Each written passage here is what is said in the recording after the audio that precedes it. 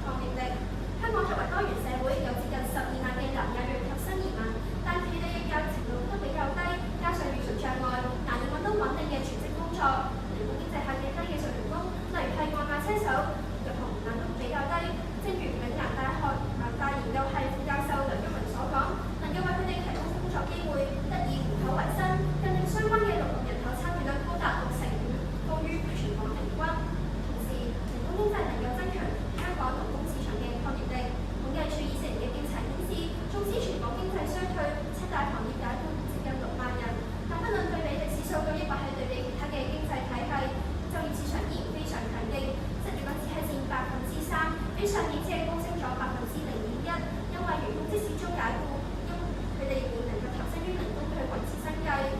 反問有關，你認為對南亞裔新移民遭解僱嘅員工而言，零工經濟下有公開勞資抑或冇公開對勞動市場更佳？第二，咁多元選擇係做理想環境，對新一代而言，年輕人渴望對工作有較高嘅掌控，例如工時、工作量、工作性質。零工經濟能夠為年輕人提供多元收入理想嘅工作選擇，根據自己嘅興趣實現自我。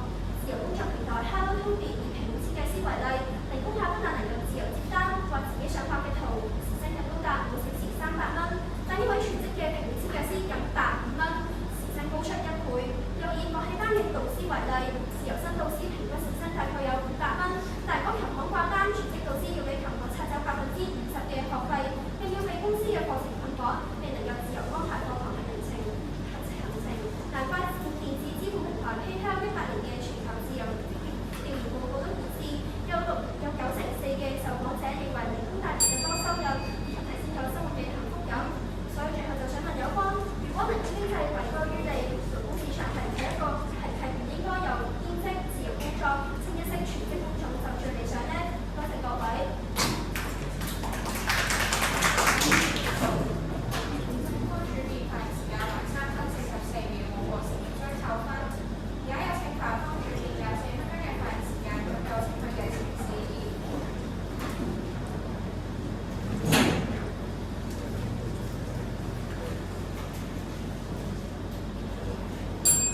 各位大家好，有方今日用咗4分鐘講好多利處啊，但係對於零工經濟嘅理解唔夠全面啦。參考立法會20年嘅文件，零工經濟係指一種按項目結算收入嘅工作模式，而零工經濟嘅工作者同合作方並無僱傭合約，亦非受僱於人，亦唔係僱傭他人啊。儘管稱員要衡量勞工市場嘅利弊，參考行政長官李家超發言，有以下3大標準：第一，平衡人力需求。第二，保障勞工權益；第三，提升人才競爭力。而我方認為零工經濟將有3大弊處。第一，加劇市場失衡。有方今日就話零工經濟可以填補勞動力，就係利多於弊啦。但係而家今日市場係咪真係咁缺人呢？根據統計處今個月嘅數字，本港第一季失業率為3.2%，就比疫情前嘅19年2.8%上升1成半喎，反映市場嘅求職難度增加，而且整體勞動嘅需求係有所減弱㗎。同時參考23年統計處及立法會數據，現時全港有22萬零工，當中過半數係從事外賣、運輸同速遞呢類低技術嘅行業，例如 Foodpanda、Uber 等等。偏偏以上行業入行門檻過低，近年先開始供過於求。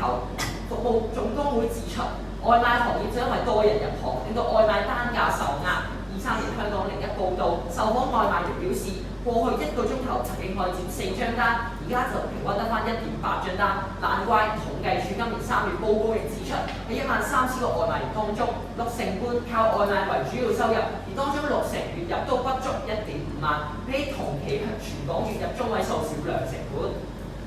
同時，根據香港01同文匯網，全網 Uber 司機由1年每月開賺4到5萬蚊，變成依家每月淨係賺得16000左右，仍然低於全港月入中位數2成。可見零工經濟嘅勞動力過剩，收入銳減。反問有方，而家咁多人做零工，又點解唔會令到市場嘅勞動力過剩更加嚴重呢？第二，惡化市場生態，零工門檻低，大把人爭住做，加上唔使簽僱傭合約，變相企業議價能力大增，助長剝削。例如香港01報導，護送全職車手每週工作60小時，送外賣期間就發生咗交通意外，令到右手2隻手指永久傷殘。但係就因為並非僱傭關係，結果護送只係賠償咗10萬意外保險。相反，如果係僱傭關係，車手就可以根據僱員賠償條例索賠至少50萬嘅賠償保險。可見現況下，零工根本得唔到應有保障。另外，嶺南大學24年報告亦指出，影視業大多數係零工，超過60%受訪者表示曾經被拖糧，更加當中有1成7人被拖糧半年以上，但係就因為唔係僱傭關係，勞工處唔會受理欠薪投訴。報告結論就指出，拖糧甚至演變成行規，從業員若然挑戰，輕則形象受損，重則飯碗不保。反問有方，而家佢企業隨意壓榨零工，剝削成行規，零工工作者只能夠揸頸認命，就係咪叫有利零工市場呢？第三，削弱人才競爭力。零工工作者大多數為高重複性、高替代性、任務單調、缺乏挑戰，難以獲得新技能同經驗。同時，企業唔會為零工提供培訓、升遷機會，長期從事零工會錯過全職機會工作嘅提升，導致職業發展受阻滯。加上企業唔會為零工提供工作證明或者推薦信，日後力難以轉行。難怪青協16年嘅報告發現，零工日後想轉為全職嘅時候，會受僱主刁難同壓價，僱主唔會認可佢哋係零工嘅經驗，甚至認為佢哋係偷懶同唔認真。反問有方，而家長期做零工，技能停滯，究竟點樣幫香港應對未來競爭呢？多謝各位。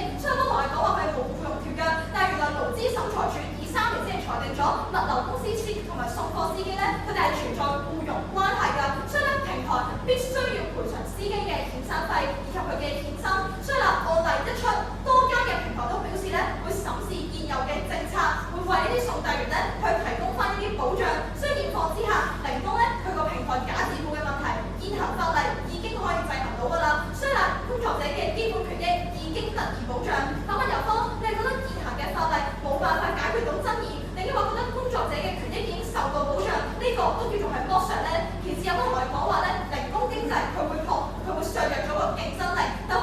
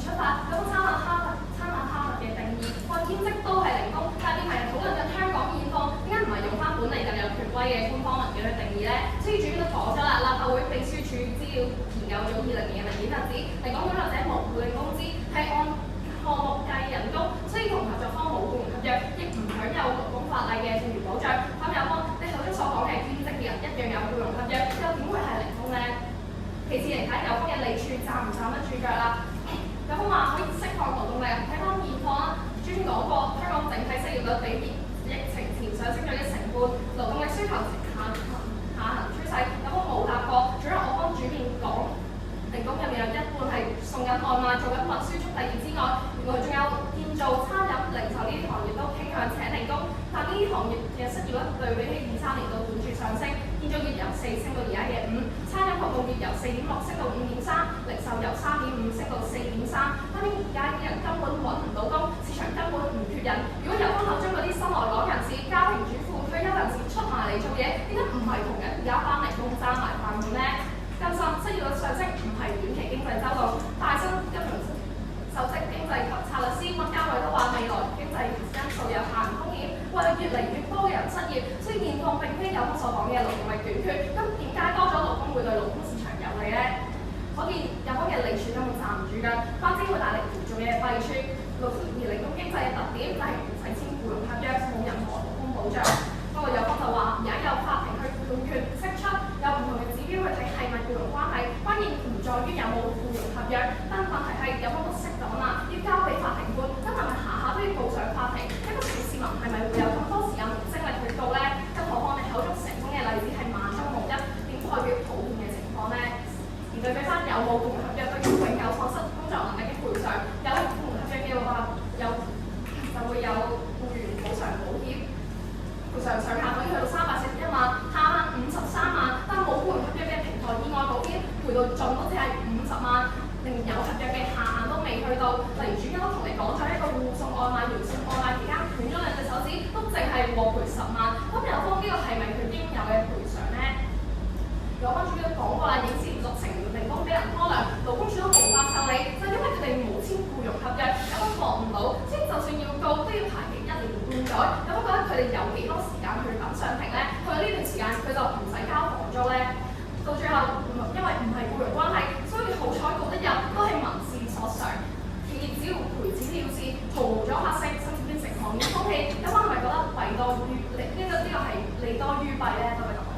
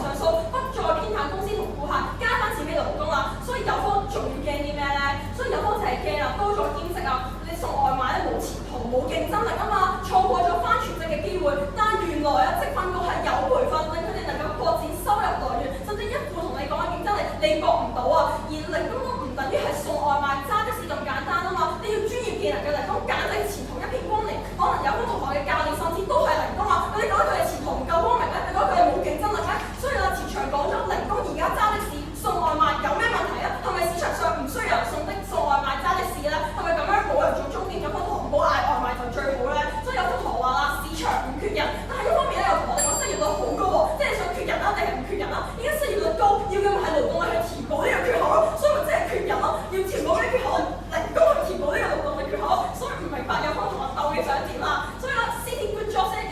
調查指出，香港自由工作者同兼職係咁多種工作形式入邊，快樂指數最高，平均係指數最低。難怪國際顧問公司 Risk Oversight 都指全球80%嘅零工工作者比起傳統全職工作對工作最好更多，翻得更開心。如果按你講法，零工咁多問題，點解啲人仲肯翻得咁開心呢？多謝大家。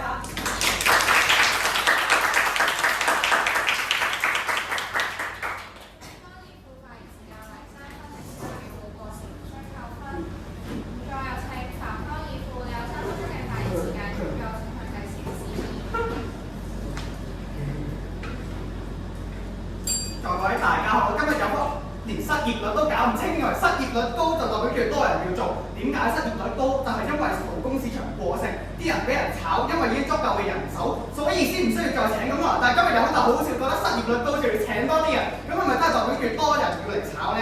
嗱，今日啦，離唔負都唔想再講定義，但係今日有翻就好好笑嘅。但係講緊今日本地立法會定義出嚟嘅零工，就係講緊我方轉變嘅定義。但係偏偏今日有翻就納入兼職去作為一個零工。嗱，兼職30幾年前已經有兼職啦，但係零工有方自己都識講，2016年先出現。咁究竟係零工係廿幾年前已經有啊，定係兼職2016年先開始有呢？嗱，再講啦，今日有方就話積分局會俾啲培訓俾啲外賣員啦，但係今日有方忽略咗啲外賣員人工係好低喎，因為啲人工越嚟越低，佢要幫補薪嘅係咪做多幾個鐘，邊有時間去有方嗰啲進修呢？何況今日有方話做外賣員累積經驗，我知係咪累積？我跟住喺個履歷度寫我有10年跟住谷多地圖行嘅經驗呢。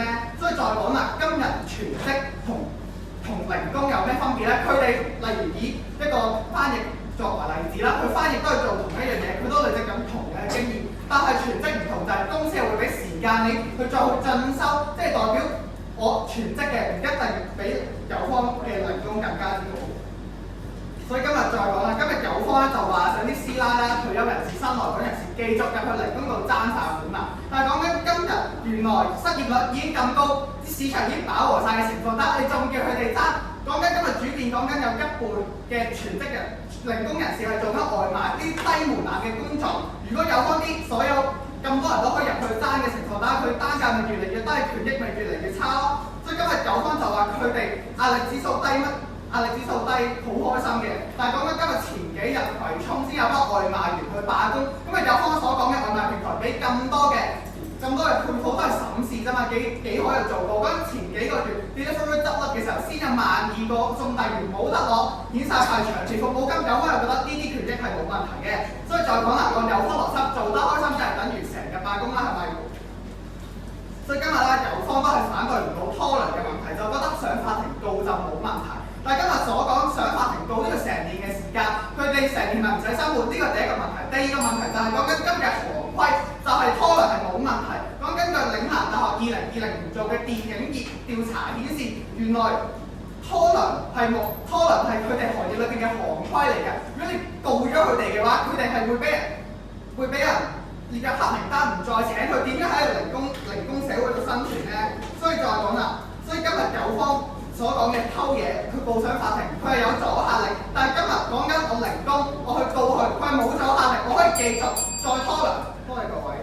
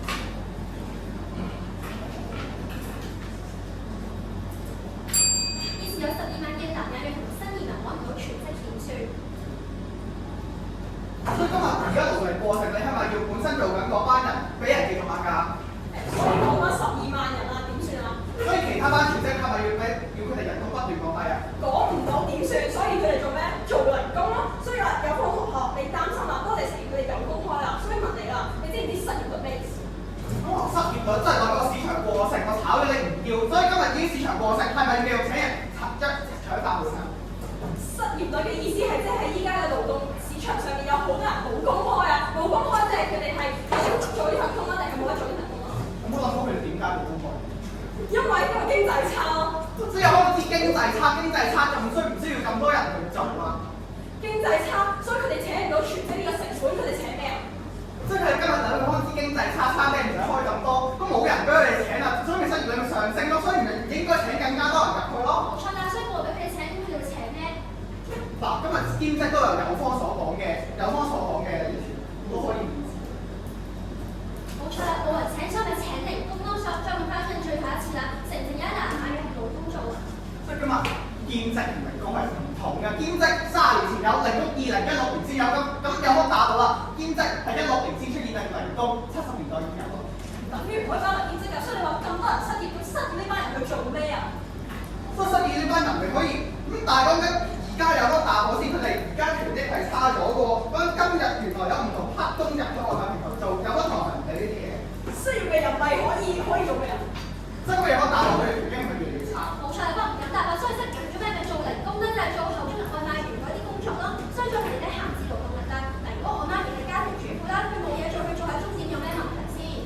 所以今日有得打我先。如果你啱啱唔小心做嘢受傷，照顧唔到你，咁點樣先？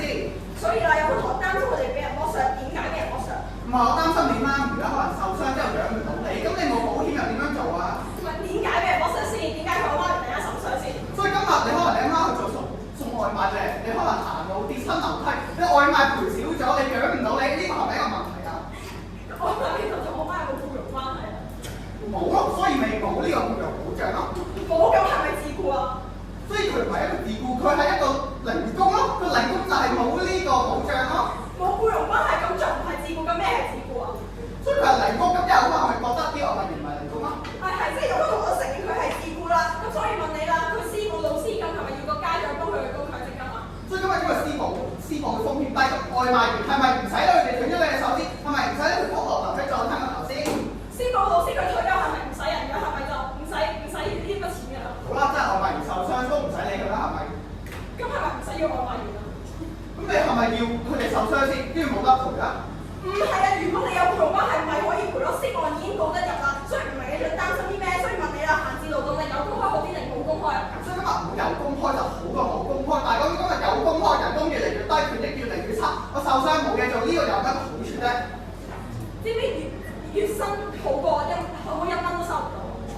所以今日不如睇下有所謂人工，原來 Kita 曾經一張單開到低至17蚊，我今日主編都講過 Kita、Uber 等等，佔咗一半零工經濟做幾處，人工越嚟越低喎。一單17蚊定時薪17蚊啊？一單17蚊。一個鐘可以送幾多單啊？所以因為佢哋接單咪越嚟越少，所以佢哋人工咪越嚟越少咯。所以佢哋因為接多啲單咪做唔到有方所講嘅進修咯。你知唔知 Foodpanda、Kita 佢哋跌咗幾多啊？大約低過全個中位數。2萬蚊低過中位數？而家就係同你講，有超過60%人都1萬唔夠，係低過全港2成半嘅中位數喎。唔係啊！依家見到係2萬1，知你嘅資料邊度嚟㗎啦？所以啦，你知唔知啊？因為佢哋翻得好唔開心。所以今日有科有錢有權，跟人拖嚟有方，今日主編一副二副都講過影視佢拖嚟係行規。我有錢，我收唔到有乜用啊？可以啦，你已經承認咗佢哋係有錢有2萬億嘅月薪啦，你擔心佢俾人拖啦可唔可以告啊？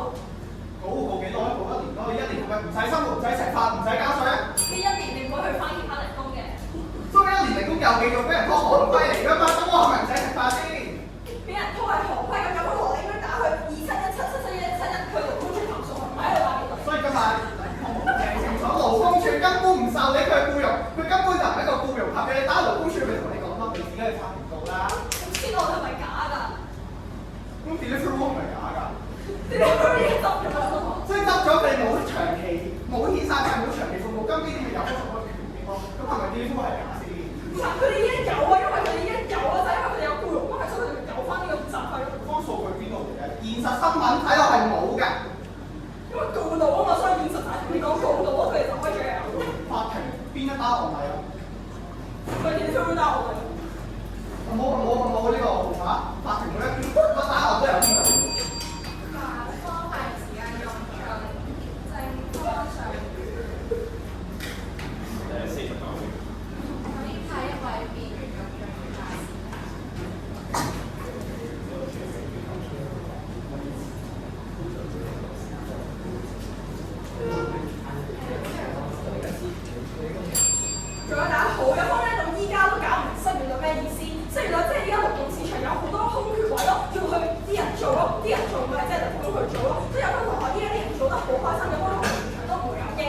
係同我哋爭取啲保障問題。但係如果係自僱人士嘅話，點解公司需要俾你保障先？如果係真係唔係自僱人士啊，涉案已經可以保障到啦，所以你慢慢就已經可以有啦。有冇同學擔心我哋法庭告唔到？但係已經同你講係告得有啊，告得到，所以有咩問題咧？唔明白啦。所以有冇同學依家咧又擔心佢哋過勞啦？但係依家過勞係佢哋自己選擇啊嘛，每個禮拜工作60個鐘係佢哋自己選擇，係個平台叫佢哋咁做啊嘛。就啲 Kita 都有俾佢哋時間去進修啦，提佢哋唔好去咁多送外賣啦。所以唔明白點解有啲同學覺得係冇競爭力啦，甚至呢個市場上本就需要一啲人送外賣去做揸的士啦，唔明白有咩問題啦。所以有啲同學，多謝大家。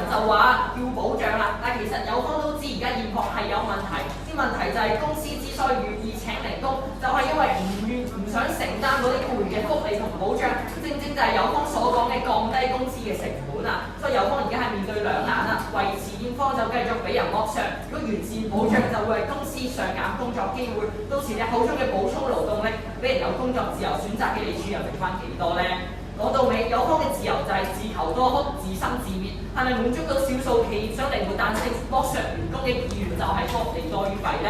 所以權益上有方講唔過去，有方就更加唔明白勞工市場嘅本質係瞬息萬變。有方今日咧全場都攞住以前啲報告，2020年、2021年報告就當係功課玉章啦。但係我方前場已經講過，有方嘅機長法已經係過時啊！而家社會形勢早已唔同晒，2年前疫情復甦一片好景，邊有人估到港人咁中意北上？零售業、餐飲業彭富英，政府財赤，啲基建冇晒聲氣，更加唔好講話大量勞工輸入，地盤都唔使揾咁多人啦。仲有，邊估都有特朗普上台搞關稅戰，香港物流業都面臨打擊，偏建造、餐飲、零售同物流，邊人請得最多零工㗎？有方嘅零工經濟又係咪可以對應到瞬息萬變當下嘅市場呢？咁大家唔好忘記，近幾年崛起得最快嘅人工智能，長期只會係更多職位俾人削減嘅咋。所以講到最後，有方就得翻啲好微薄嘅利處啊，就要工時自由多啲選擇啊嘛。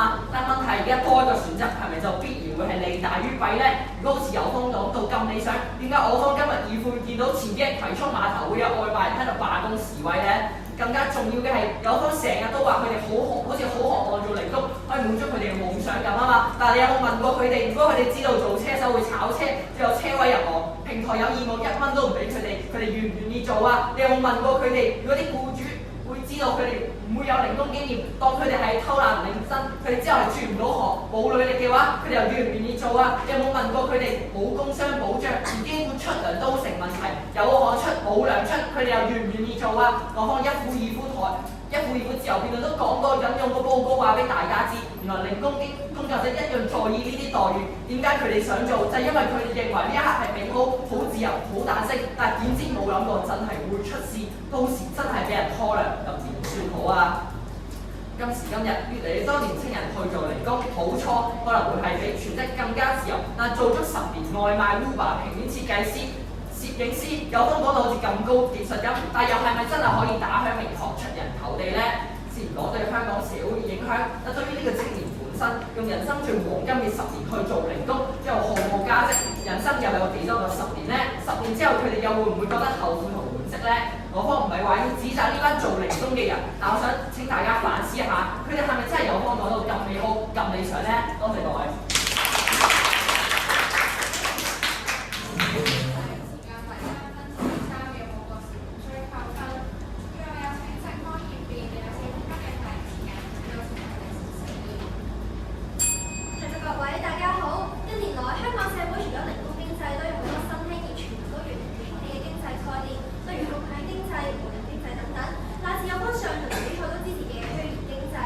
呢啲全部經濟概念都有住共同嘅邏輯，就係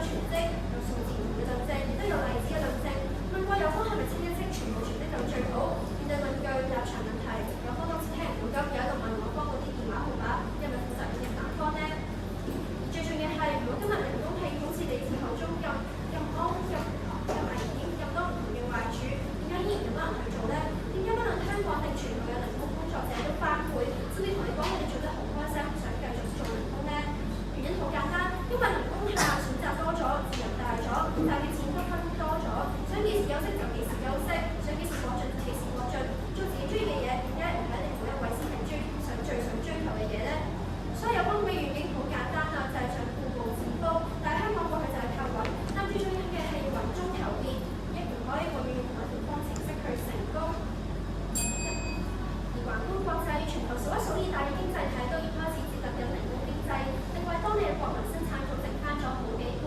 就似鄰近嘅新加坡、中國內地等等都開始向前行緊。點解香港面對人工經濟，要做嘅唔係行前一步，為香港留一條新路，而喺度原地踏步呢？所以有方今日浪費緊嘅唔係嗰班做人工經濟嘅人，而係佢啲10年嘅青春、10年嘅時間。多謝各位。呢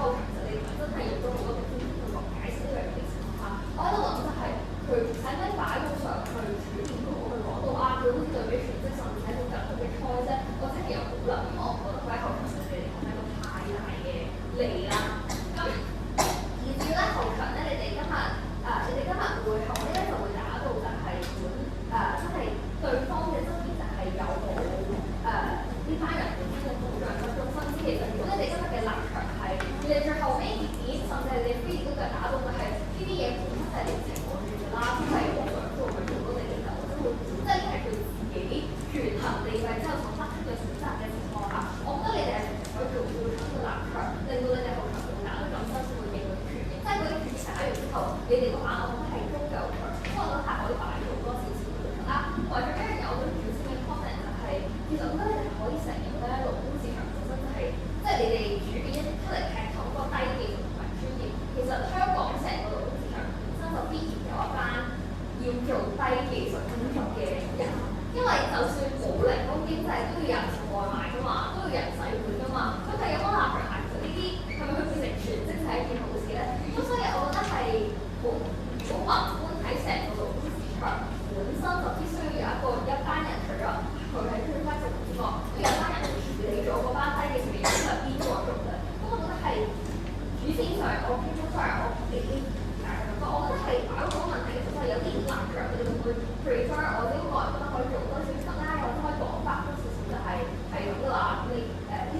係佢嘅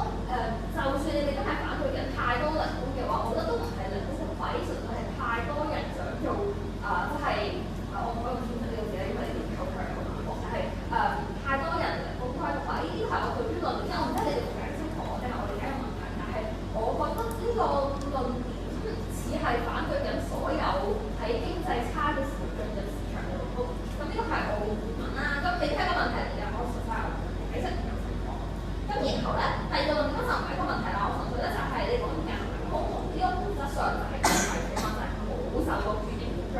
但係我覺得後面拖糧嗰度咧有啲太過於上腦啦，就係每個位都出嚟講一次拖糧。但係我自己嘅疑問就係、坦白講，嗰個唔係用極端例子去到處理，即係拖糧嘅報佢咯。咁當然你後面可以再同佢選擇就係拖等1年嗰1年嘅時候點算好咧？我同意嘅，但係如果拖糧本質上係一件無論你全職定係亦都會出現嘅問題嘅情況下，咁我自己嘅立場就係佢可以用啲處理上。所以我覺得你今日加強嘅例子應該係你嗰兩隻手指。雖然我覺得就係得呢兩個例子有啲太少啦，但係我覺得係可以有更多例子會對於你嘅幫助更加好嘅。係啦，咁呢個就係我對於雙方主線我個人意見啦。咁跟住落去就係今日大家解咗比較多嘅字強，所以第一個係關於定義，到底兼職等唔等於等唔等於零工經濟？我先講正方都係用哈佛嘅定義，我同意嘅，而後場都冇太大跟進，所以我對正方我係冇乜太大 comment。跟住反方定義嗰度咧，我覺得你哋博定嘅擺位可以擺得好少少，例如係一副我好記得你博定義嘅方法係由香港哈佛我都知道，咁但係因為講緊香港啦，講緊香港嘅市場，咁即係其實你承認咗哈佛嘅定義㗎咯喎。但係二副行出嚟第一版個定義嘅情況下咧，就同我講話你有風咯，唔係啊咁樣。咁我覺得你哋對於正方俾嘅嗰個定義，你哋係 agree 定係唔 agree？我覺得兩個方法都冇問題，但係呢調翻轉個市場，你必然係你先反對咗佢個定義。頭先話，就算你真係成效，都應該要睇香港嘅情況。咁呢個係我對於你哋今日定義市場嘅即係 comment 啦，同埋就係你哋有一版即係話嗰個70年代已經有，即係喺呢個2016年概念。我自己個人嘅背景係可以係小辦公室，我唔係政府強嘅辦公，純粹係因為雖然政府冇講得好白啦，但係我覺得佢嘅回應方式可以係咁有啲概念係好早之前有，純粹我哋後期出現一個新嘅 phrase 去包文會出現嘅東西，咁所以我覺得你哋要諗清楚。反而我覺得你哋對於真係你哋嗰個嘅香港嘅成效，呢一個我個人係再拉多少少嘅，所以比起啱啱嘅香港，我哋講多少少香港嘅情況嘅係考慮嘅。咁呢個係對於定義嘅市場啦。咁於第二個咧就係你哋對於失業啦。咁嗰啲真係我做出頭，我唔知點解做得呢樣嘢。咁但係從心之下，我覺得大家對於討論呢樣嘢咧，就太上頭啦，真係無論係一副二副定係二副或者 free 都做唔到呢樣嘢。我覺得係我唔係好跟嘅，或者係都就呢個市場多少少 comment 先。咁首先就係我覺得雙方都冇話俾我知點解香港成日高咗，大家都係憑空諗，我成日高咗咪真係多咗人失業咯。咁呢個我承認呢係個 fact 嚟嘅。咁呢邊同我講話失業多咗，因為而家個勞工市場太飽和啦。咁我唔知係咪啦，呢個係一個你哋嘅判斷。但係雙方都冇俾我知話俾我知你哋點解失業率係源於你哋所講嘅原因啦。例如正方，我覺得其實比較同資料就係失業率咁高啊，因為可能有一班你哋所講嘅少數族裔係咁樣而公開，咁我覺得呢個可以係你哋揾嘅資料啦。跟住反方就係你哋有好多字幕俾我知嘅，但我齋個 source 就係香港失業率太高，是因為勞工市場已經飽和。咁我都係做咗呢樣嘢。變相而家我覺得呢個市場嘅意義即係咁大嘅原因，就係因為大家冇少 source，我覺得各自去表達各自對於失業率背後嘅原因嘅詮釋。咁所以喺呢個市場上咧，我呢幾唔會太多分嘅，因為大家都唔係專業啦。係啦，然之後咧就落到去下一個市場啦，就係第一個關於權益嘅問題，係到底呢件事本身上有冇權益？咁呢個權益係分兩 part 嘅。第一 part 咧就係你哋講你哋阿媽嘅故事啦，就係佢出事咁點算好？第二 part 咧就係講佢冇 training 咁點算好？咁我先針對第一 part 先，就係阿媽出事點算好？咁我自己嘅睇法就係一開始係話呢個嘅應該係反方人都有權保障嘅，但係正方咧究竟有講到就係關於法庭係真即係糾紛係有成功嘅，咁然之後咧我覺得反方你哋要諗清楚嗰個駁法係咪就係我承認有糾紛，都承認有成功，不過太長啦，因為據我理解咧就係唔係就係行出人工經濟嘅，我懷疑你所有但凡係涉及勞工市場嘅法律糾紛本身就已經會引致到冇落，或者都唔使勞工市場啦，任何要涉及到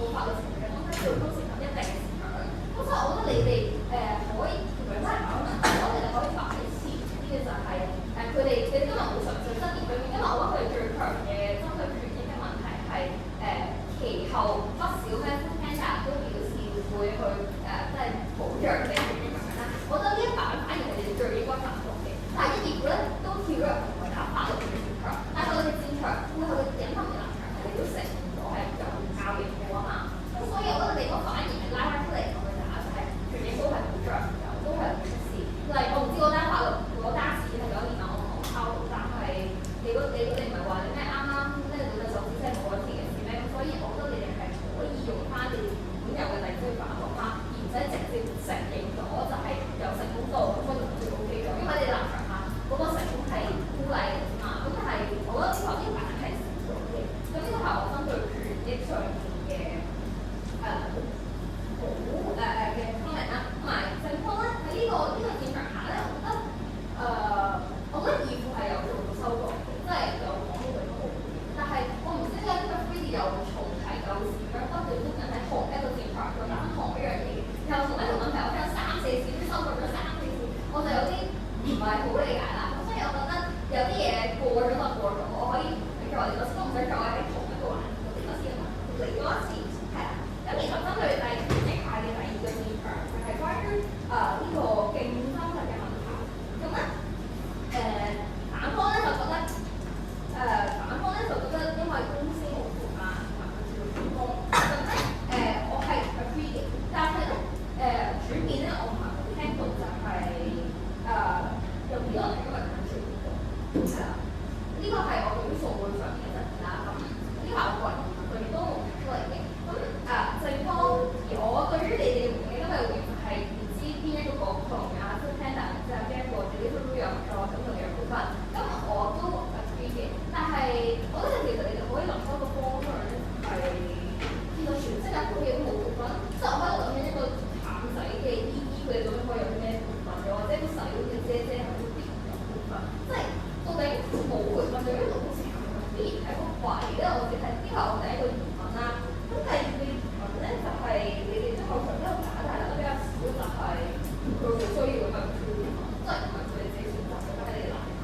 如果佢覺得佢選擇嘅立場都係全部嚟嘅，係個人競爭力提升，因為喺你嘅立場下，佢都可以有嘛。咁點解一定要透過股份先係一件好事咧？當然另外一個你哋可以去嘗試攻擊嘅嘢就係係咪真係轉工，同埋轉工其實你都可以坦然交立場，就係如果佢已經下定決心要行人工經濟，佢就係咁討厭翻生產能，咁咪轉工咪轉工，所以喺度懷疑。呢個對我嚟講係一個莫大嘅轉變，我永遠都唔使再翻去朝9晚嘅呢個 desperate 嘅過程，咁我好開心。咁所以我覺得有啲位係你哋會擔心太過激進交立場，但係我覺得呢個反而你哋決勝嘅優勢就係你既然都 set 到咁嘅不過大方交立場俾佢，咁你哋自己後場都冇搞得咁講句講句，係啦。咁然之後翻返反方咧就係啱佢講啦，就係我話係參資料嘅，同埋就係對有回應就係面對嗰啲咩 Foodpanda 其實都合作唔好，你哋合作都冇回應，反而佢個後場呢後都做多少少係講嗰啲又係嗰兩手指啦，同埋個拖糧係啦。但我覺得你哋可以嘗試譬如講啲培訓嗰啲成功人唔多，同埋佢一定唔夠即係公司咁好嘅，因為坦白講就係同譬如我喺一個零工 Foodpanda 肯定唔 care 我嘅培訓㗎，即係佢哋唔介意我，佢個信福外賣就得㗎啦嘛，我實得培訓啫。咁所以問題係本身對競爭力嘅提升，零工經濟嘅本質上已經唔 care 呢樣嘢，佢純粹 care 你有冇按時幫做嘅嘢。咁我覺得呢個係你哋可以從經濟本質上去解呢樣嘢，會好過不斷從拖來嘅問題。係啦，最尾最一樣嘢咧就係關於今日嘅 free， 我覺得今日嘅 free 咧係我覺得今日嘅 free 其實都好係啦，個原因係我覺得大家都太執着於一啲對於自己嘅主線冇乜太大內容，即係冇乜太大關係嘅東西。咁正確啱講咗一個問題就係太啦收到嘅東西又重提又次咁樣再用多一次啦。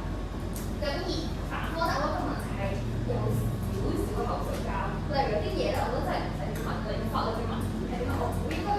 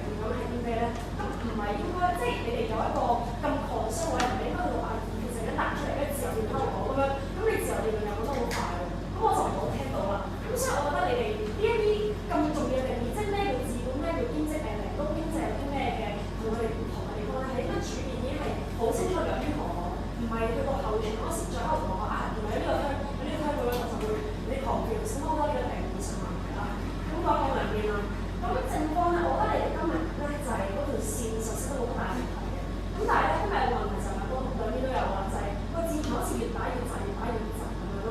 咁正方嚟講咧，我覺得你哋講呢個位咧就係話其實呢個零工經濟分兩邊㗎嘛，咁就係一個高嘅技術行業同埋一個低技術行業啦。咁但係可能其實你哋已經冇咗高技術行業嗰嚿嘢啦。咁即係零工經濟其實你可以諗翻，譬如你做攝影師嘅，或者你做導演嗰啲，咁你譬如拍一個 MV，咁你都係每一個 MV 招一個導演去拍咁樣㗎嘛，你唔係一間即係你譬如你 TVB 嘅品牌，咁你而家想拍個 MV 啦，咁你咪就喺 IG 嗰度啊，邊個導演好過請佢咁樣啦，你係呢個模式啊嘛，咁我就會想你哋可以講出嚟，我用呢個模式嘅話，其實你唔係攞寫 CV 㗎，你拍完個作品出嚟，你下一個即係你會係喺呢個 IG 你唔知啲唔知咩啊 CV 嗰度，你會寫我拍呢個 MV 咁樣，其實有得寫㗎嘛，咁我就會覺得你哋呢個位冇講到俾我聽，你哋冇運用嗰個高技術行業對呢一個嘅經濟體或者呢個勞動市場有咩益處，咁你哋俾我聽出嚟我聽啊，有高技術嘅，跟住後面就全部都係 Kita 聽咁樣，咁我覺得呢個位有個可惜啦。咁第二咧就係你哋講緊嗰個新一代咧就好中意實驗自我有理想咁樣，跟住就有啲數據佢做得好開心咁。咁但係咧我又聽唔出點解佢咁開心喎，即係你講多少少，你唔得數據佢好開心，好啦佢好開心改完，你係講點解由零工經濟令到佢哋好開心，實現到我哋呢個世代需要啲咩工作模式，咁我就會想聽多少少啦呢個位啦。咁第三咧就係呢個嘅熱電個位咧，你就講 AI 啦，咁我覺得 AI 我又可以講多少少咯喎。點解而家我哋有 AI 就會令到我哋係更加需要零工經濟咧？即係我覺得你今日問到咧就係好多位都有設計到嘅，咁但係咧可能基於時間問題唔知點解，或者俾對方拖住走啦，你就最尾跌咗去佢哋嗰個戰場嗰度，你就不斷咁講翻佢啲嘢啦，就係嗰啲 Kita 就係嗰啲 Planner 啦，咁你就會冇咗你自己嗰個優勢，咁就係呢個嘅問題。咁好啦，然之後講到反方啦，反方啦，我覺得你哋今日開咧係開得靚少少，你就講得到，原來零工經濟咧真係會帶出啲問題喎，好多人都湧入個市場，就會有啲惡性嘅市場啦，咁啊你講得幾好嘅，咁但係咧唔知點解咧去到呢個嘅一負二負咧就好似冇呢回事啦，就不斷去到呢一個位咧就講，原來咧而家咧就會有失業高啦，跟住咧就會俾人告，跟住就不斷開始講，而家就保障唔到啦，俾人告，跟住成場面對面都喺度講俾人告，咁但係問題係咧，人哋政府又冇一個好個位喎，人哋又同你講到原來而家咧你告到入去咯喎，而且咧你哋一個問題就係、當你哋去 struggle， 即係你辯論比賽裏邊咧，你零工經濟係零工經濟，你要講零工經濟嘅例子俾我聽，你唔係講零工經濟佢實行上一個執行上嘅行為俾我聽咯，因為概念係概念，執行係執行咯，明唔明啊？即係你概念上你唔同意嘅話，咁你就係反對個辯題啦。但係執行上你唔同意，咁你其實係同意呢樣嘢有好處，你只不過係唔認同點執行咯，明唔明啊？咁所以呢個係個大問題，你就跌咗落去點樣執行點樣執行咯。但係對方有期望到話執行上係真係有辦法解決問題喎。咁所以你哋而家反對嘅嘢唔係反對零工經濟，而係反對零工經濟點樣執行。咁呢一個就係一個好大嘅問題。咁你嗰個戰場咧就會真係收集咗好多好多啦，同埋跌咗落個好大嘅陷阱啦。咁所以呢一個就出現咗個大嘅問題啦。咁到你哋嗰個嘅結辯嗰時咧，就會我覺得你啲槍可以用好啲嘅，因為你唔可以講到話啲公司因為請零工就係因為佢哋唔想負責任。咁我覺得呢個係一個唔係幾個好聽嘅講法咯。咁所以我覺得你哋下次辯論可以留意下嗰啲字詞運用可以更加靚咁樣嘅。好，跟住講到自由辯論啦，自由辯論咧，我都係同意啱啱嗰一條同所講啦。咁我觀察到個問題咧，就係你兩邊都好中意問問題，跟住咧你哋問完佢又問，佢又問，你又問，點解冇乜點答過？佢又問，你又問，點解唔知答緊啲乜嘢？冇人答咁樣嘅評論。跟住你答就答佢係2717答完，跟住再問。咁你冇意得佢你想講啲咩嘅？即係你喜歡自由辯論係應該有 flow 嘅，你有啲問題係好嘅，但係你個問題係你等佢答完，跟住你先可以落去再問個新問題啊嘛。你唔係你問完佢又問，佢又問完你又問，點解你咁樣問，你明唔明啊？我都好 confused。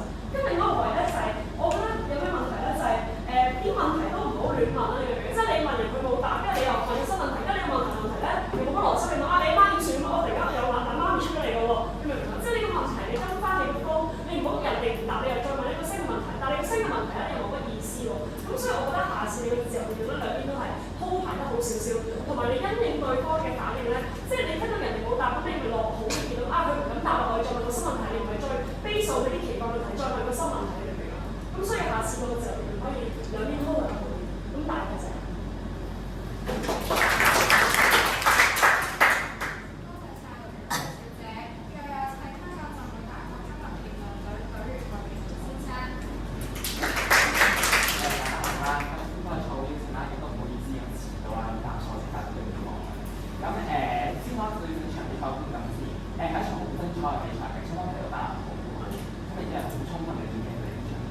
但係如果說實話，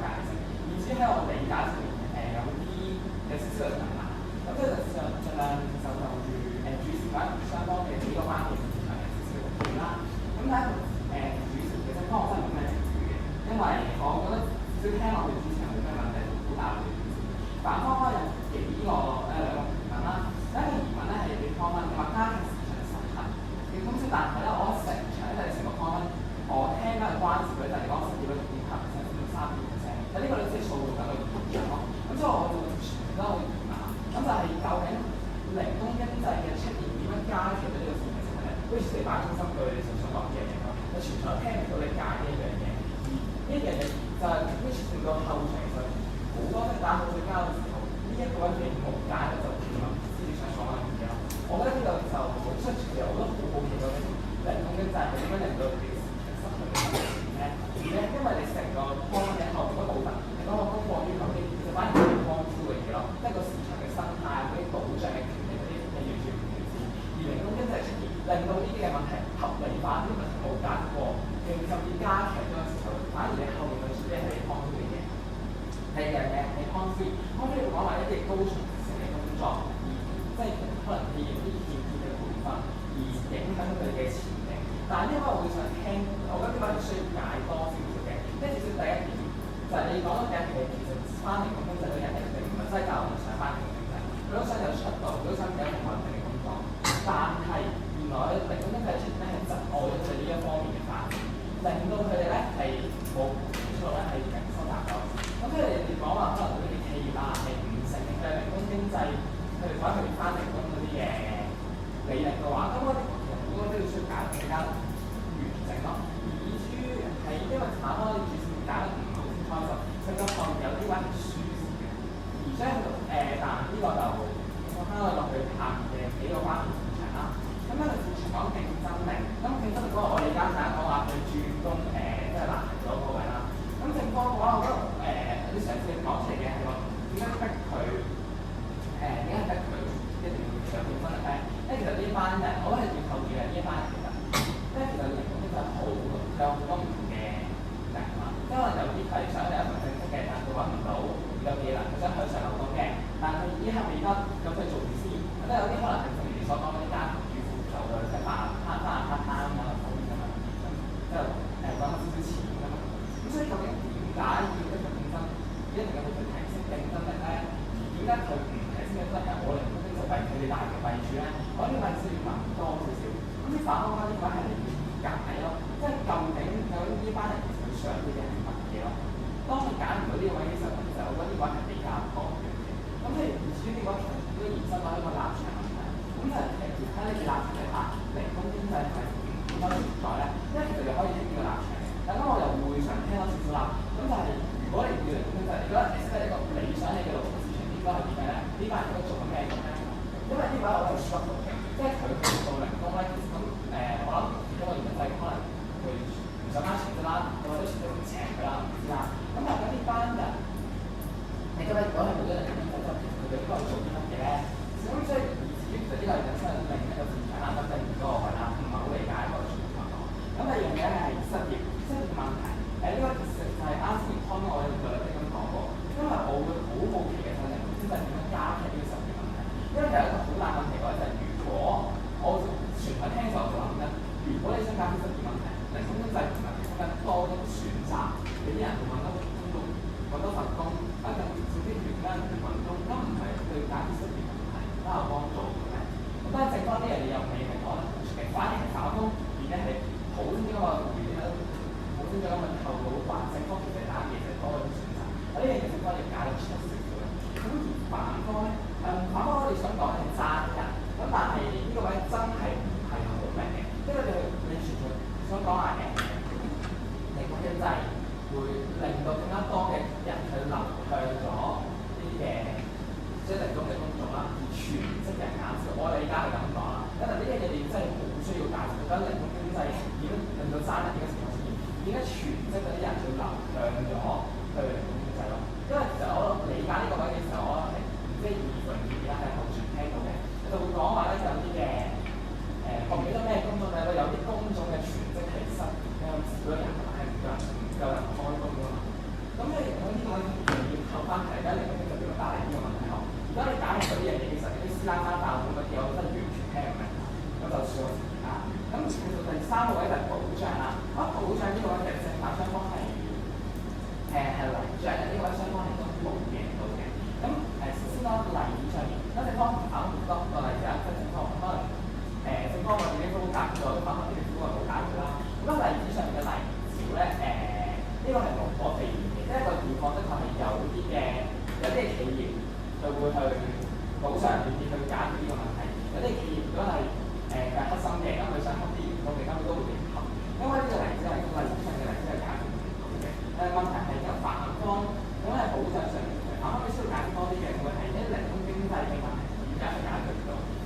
講出呢一樣嘢係根深蒂固。你就算有法例嘅保障，呢個問題都依然係存在，因為即係呢個令到本身本質上未必有問題。而剩翻嘅話，我會想聽多少少嘅係程序上面，因為其實呢一解好多你有法例嘅保障啦，一啲可能市規劃啦咁但係個問題就我會想聽更加多，即係其實佢呢個保障係點樣嘅咧？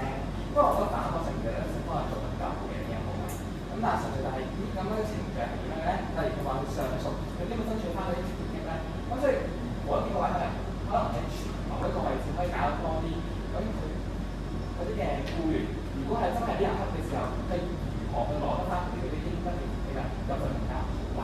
咁你最後到第四個位就係其實真係聽唔明嘅，因為正方定義佢會同你講話而家嘅低技術工種嘅專業服務，咁反方你係想反佢呢個定義，你又我唔查好明明反緊乜嘢？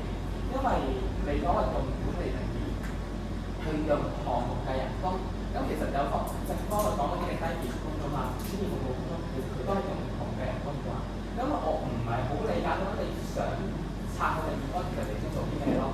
咁所以呢個位如果蔡理想有唔想問嘅話，我覺得好值得去查，我都幾好奇嘅，你要想睇而家你少做啲嘢。咁但係又係咁講啦，咁但係整體上感覺係第一場好特別啦，咁希望雙方